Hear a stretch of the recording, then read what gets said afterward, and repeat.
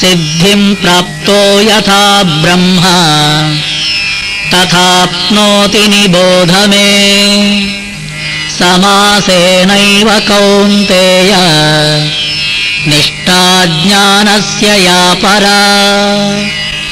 बुद्ध्या विशुद्धया युक्तः धृत्यात्मानं नियम्य च शब्दादीन् विषयान् त्यक्त्वा रागद्वेषौ व्युदस्य च विविक्तसेवे लघ्वाशी यतवाक्कायमानसः ध्यानयोगपरो नित्यं वैराग्यं समुपाश्रितः अहङ्कारं बलं दर्पं कामं क्रोधं परिग्रहम् विमुच्य निर्ममः शान्तः ब्रह्मभूयाय कल्पते ब्रह्मभूतप्रसन्नात्मा न शोचति न काङ्क्षति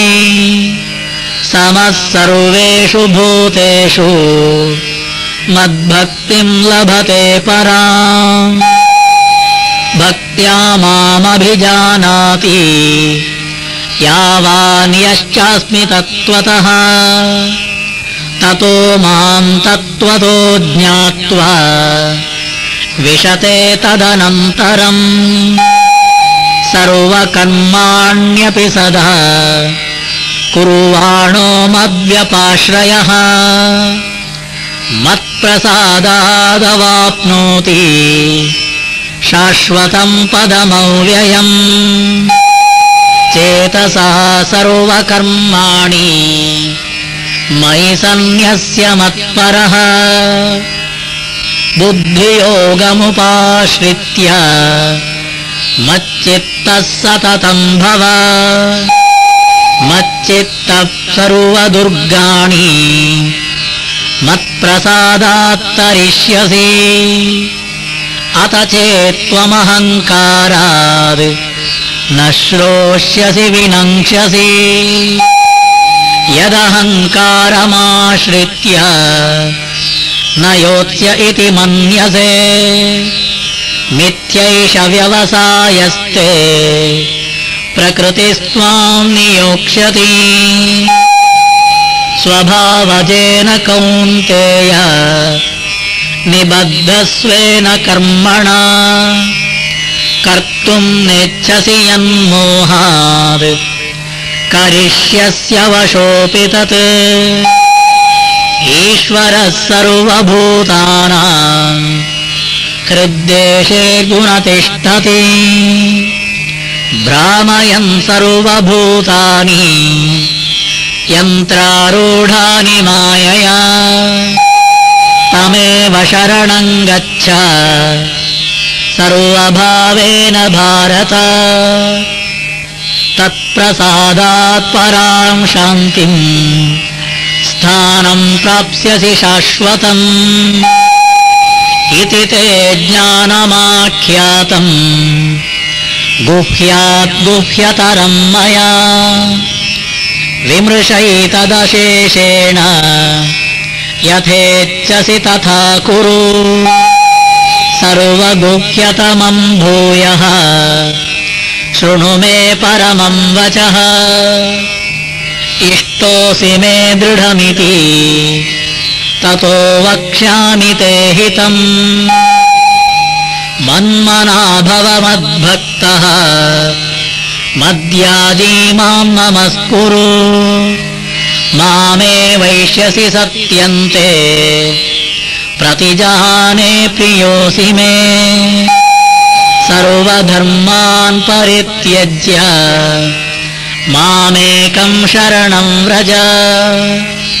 अहं त्वा सर्वपापेभ्यः मोक्षयिष्यामि मा शुचः सर्वधर्मान् परित्यज्य मामेकं शरणं व्रज अहं त्वा सर्वपापेभ्यः मोक्षयिष्यामि मा शुचः सर्वधर्मान् परित्यज्य मामेकं शरणं व्रज अहं त्वा सर्वपापेभ्यः मोक्षयिष्यामि मा शुचः इदं ते न तपस्काय न भक्ताय कदाचन न च शुश्रूषवे वाच्यं न च मां योऽभ्यसूयति य इमं परमं गुह्यं मद्भक्तेष्वभिधास्यति भक्तिं मयि परां कृत्वा मामेवैषत्य संशयः न च तस्मान्मनुष्येषु कश्चिन्मे प्रियकृत्तमः भविता न च मे तस्माद् अन्यः प्रियतरो भुवि अद्यष्यते च य इमं धर्म्यं संवादमावयोः ज्ञानयज्ञेन तेनाहम् इष्टस्यामिति मे मतिः श्रद्धावाननसूयश्च शृणुयादपि यो नरः सोऽपि मुक्तः शुभान् लोकान् प्राप्नुयात् पुण्यकर्मणा कच्चिदेदच्छ्रुतं पार्थ त्वयैकाग्रेण चेतसा कच्चिदज्ञानसम्मोहः प्रनष्टस्ते धनञ्जय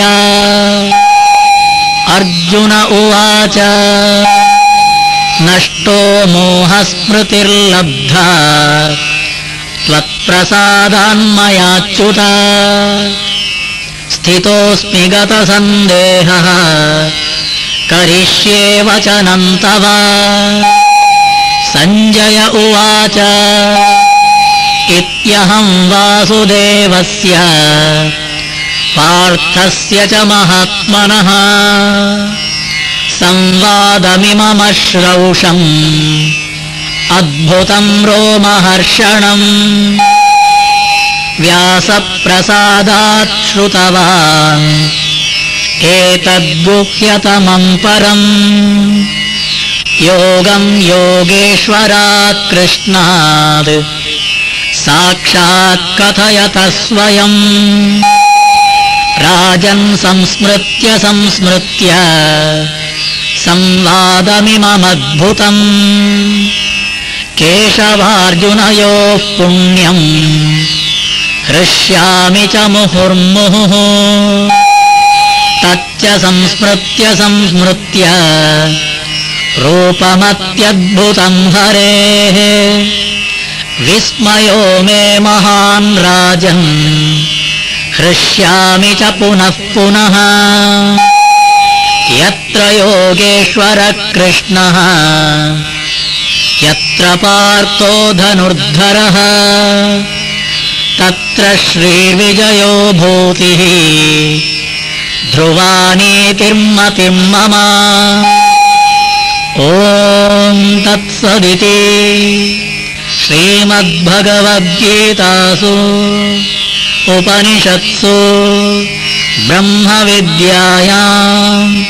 योगशास्त्रे श्रीकृष्णार्जुनसंवादे मोक्षसन्न्यासयोगो नाम 18 अध्यायः।